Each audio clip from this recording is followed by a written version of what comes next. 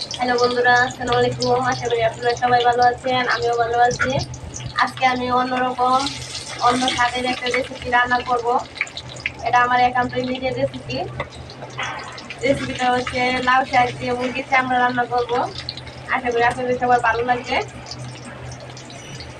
লাউ শাক দিয়ে মুরগির চামড়া রান্না করার জন্য আমি এখানে একটি কড়াই বসিয়ে দিয়েছি, দিয়ে দিয়েছি পেঁয়াজ কুচি, রসুন কুচি।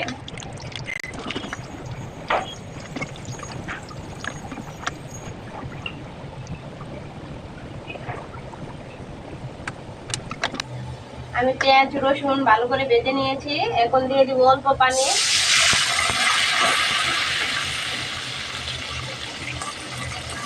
দিয়ে দিব জিরা বাটা, দিয়ে দিব রসুন বাটা, দিয়ে দিব আদা বাটা, দিয়ে দিব হলুদের গুঁড়ো, দিয়ে দিব মরিচের গুঁড়ো, দিয়ে দিব স্বাদ মতো লবণ। এখন আমি মশলাটা ভালো করে কষিয়ে নেব। মশলাটা আমি ভালো করে কষিয়ে নিয়েছি। এখন দিয়ে দিব মুরগির চামড়া।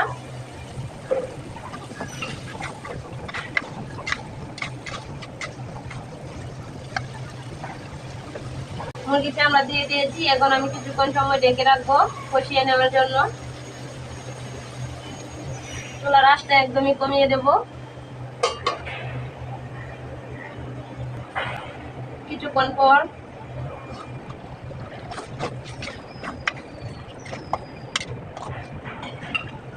আরো কিছুক্ষণ সময় ঢেকে রাখবো।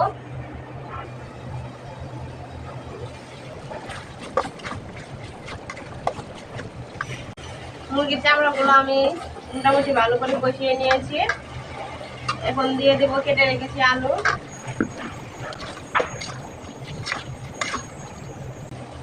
আলুগুলো আমি ভালো করে অ্যাড করে নিয়েছি। এখন কিছুক্ষণ সময় ঢেকে রাখবো কষিয়ে নেওয়ার জন্য।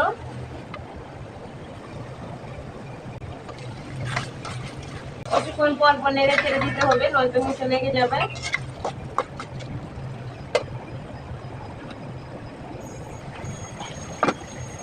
কিছুক্ষণ পর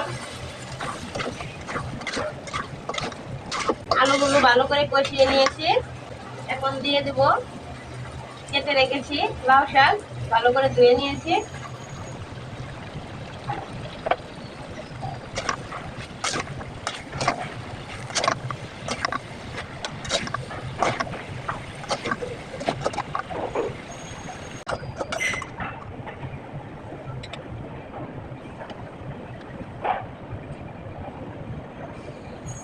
এখানে কিন্তু আমি বাড়তি কোনো পানি অ্যাড করবো না, লাউ শাক ধুয়ে রেখেছি, অল্প পানি উঠেছে।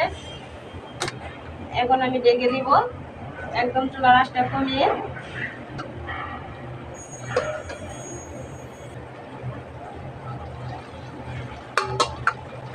কিছুক্ষণ পর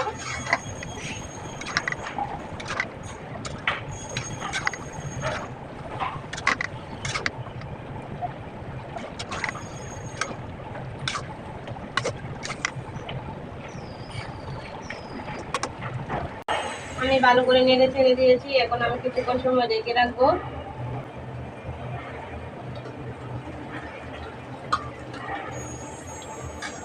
কিছুক্ষণ পর আমি কিন্তু বাড়তি কোনো পানি দিইনি, লাউ শাক ধুয়ে রেখেছি, অনেক পানি উঠেছে, সেই পানি দিয়ে আমি রান্নাটা শেষ করব।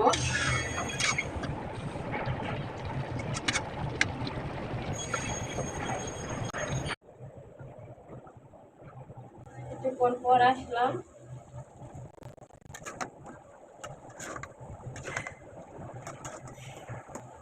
তৈরি হয়ে গেল মুরগির চামড়া দিয়ে লাউ শাকের তরকারি। এখন আমি চুলাটা বন্ধ করে দিব।